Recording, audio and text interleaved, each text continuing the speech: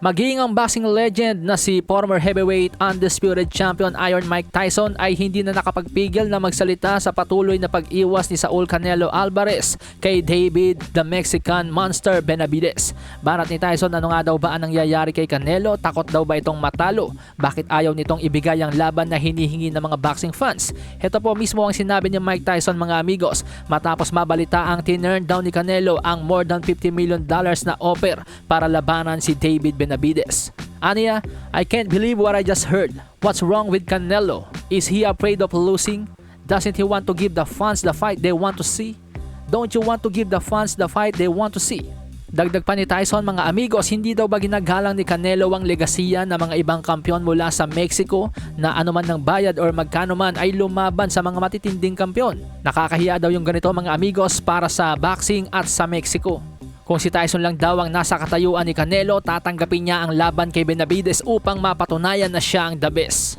At ito pa isa sa mga pinakamasakit na sinabi ni Tyson, mga amigos.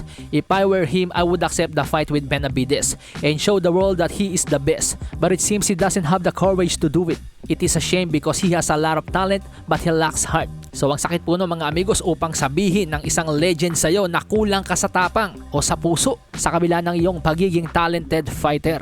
At kung bakit na-question na naman ang katapangan ni Canelo, ito po ang bagong balita, mga amigos. Ayon sa report ng Sports Illustrated, yung pagbabalik daw po ni Canelo sa PBC ay maaring buhayin yung 3-fight deal na naunang pinag-usapan na o napagkasunduan ni Canelo at ng PBC. Ito po ang setup, mga amigos. Jaime Munguia sa Mayo at sa Setyembre, Jermall Charlo. Kaya't nagwawala na naman ng mga boxing fans all over the world. Bakit nga daw ba pinagpipilitang labanan ni Canelo itong si Jermall Charlo na hindi na nga daw po masyadong active at higit sa lahat dumaranas ng mental health issue noong mga nakaraan?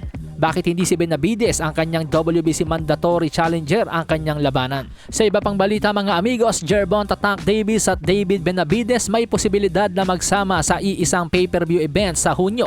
Ito ay matapos mapabalitang sa Hunyo ang laban ni Tank Davis kontra sa undefeated challenger na si Frank the Ghost Martin at sa Hunyo rin ang WBC Light Heavyweight Interim Title Fight ni David Benavidez kontra Alexander Gvozdyk.